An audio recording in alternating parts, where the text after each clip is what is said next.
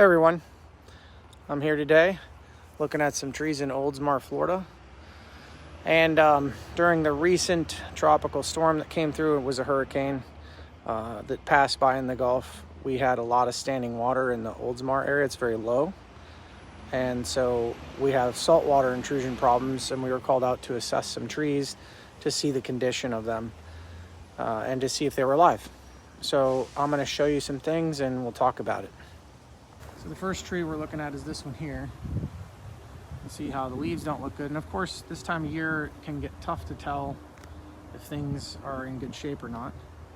But if you'll notice, a lot of the leaves turn brown. So typically, we don't see this. When leaves naturally senesce, they go through sort of maybe a color change and they drop sort of slowly.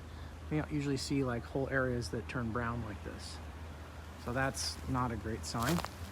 Additionally, I noticed that this tree has Hypoxylon Canker here, and there's some a stripe here. Maybe this is the early stage, a little bit later typically.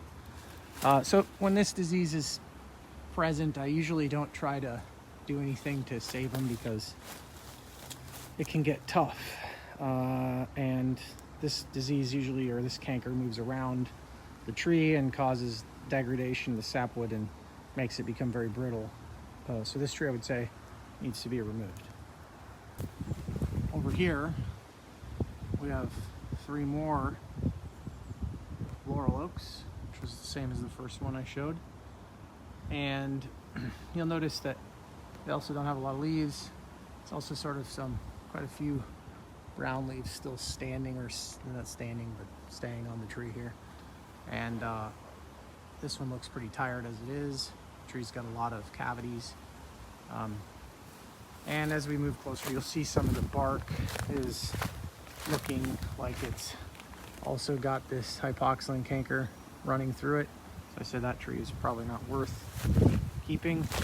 These two here, especially this bigger one, looks like could be a pretty viable tree. This one maybe not as much. But that said, I do see on this one potentially some sprouts that are still green. So that's a good sign.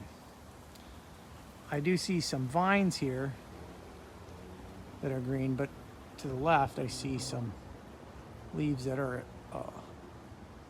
laurel oak leaves. So maybe this tree's fine. We'll do some stuff to try to see if we can figure out what kind of viability we have left here. A lot of times I like to scrape back cambium layer on small branches just to see if I'm getting any chlorophyll or water being conducted to the top. But on this one I don't see any of the hypoxylon starting, so that's good. So looking at this tree now, as I follow it up, I thought maybe that this tree would be not so bad, but you can see the brown canker forming here. I'm going to try to show you that by zooming in. You see it here and here. So this tree also has Hypoxylon Canker that's been activated or set loose by stress, and I would say this tree should be removed as well. I'll zoom back out. Now back to this tree. I haven't seen really any Hypoxylon Canker get started here, and I did find some live tissue. Crazy, it's really pretty close on the height of the other tree as far as having had a lot of salt water sitting on it, that it might be able to survive. But so far I don't see any Hypoxylon. That's good. There is, obviously you can see the old buds that are up here. I don't know if there's any life left there or not yet, and the trunk looks okay so far. You can also see this camphor tree that's completely defoliated in the neighbor's yard as well. I'm not here to assess that tree, but as we look around, you'll notice, and this is something that's a good trick, look around, see what the trees are that are looking bad. See if there's trees on adjacent properties that look bad. And as you can see, this live oak over here also Has a lot of vines that have grown into it, but the foliage is very sparse. It does not look good. That tree looks like it was affected. If you look right behind it, there's a pine back there as well that's browning out. So it looks like, you know, we got a lot of problems here. If you look over here, this tree's flagging, which means that we get some browning sort of in the margins of the leaves. Over here as well, this tree looks pretty green, so maybe it wasn't as affected or it was higher. And it does kind of look like the grade moves up over there, as you'll see right over here. And that pine looks good too, where the grade may have been higher. But look directly on the other side, this live oak. You know, the property right here on the right drops off. So that part of the root system had a lot of water sitting on it, and that pine behind, just that drop off may have made a big difference. As you come over this way, you'll notice even on their property, over here, we have a pine that's also browning out and turning brown. So that one does not look good either. We're gonna jump back to this tree, which I was looking at in the beginning, and I was saying I saw some hypoxylon on it. You can see a lot more of it in the silver colors here on the top side of the branches, even more so. So zoom in and look at that. See it here as it runs along the branch. Those gray sunken lesions. Those get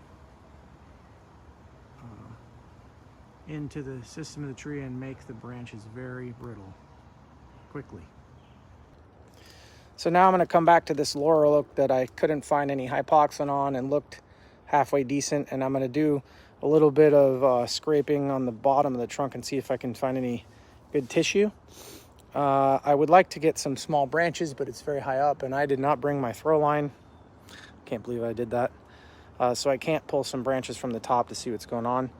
But this is the one that had some small green laurel oak leaves still on, sprouts in particular.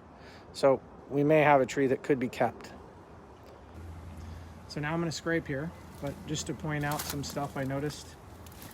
We have here potentially some insect boring holes right behind this vine.